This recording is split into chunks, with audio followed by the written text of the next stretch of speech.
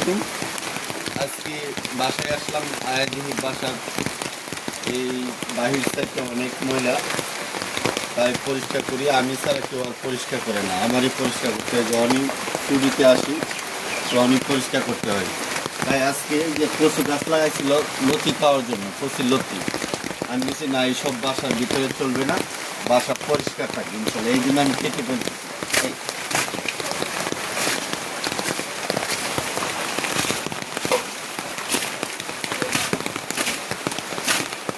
এইসব ময়লা আবর্জনা বাসার ভিতরে রাখা যাবে, ঠিক আছে?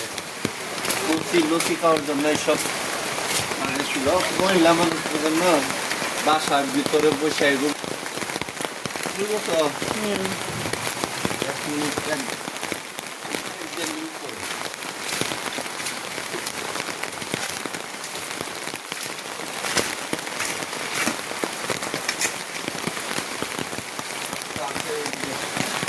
মহিলা কি করছি দেখেন, কচি লতি খাওয়ার লাগে, কচি গাছ আছে, কচি গাছ আছে লতি খাওয়ার লাগে, বুঝছেন?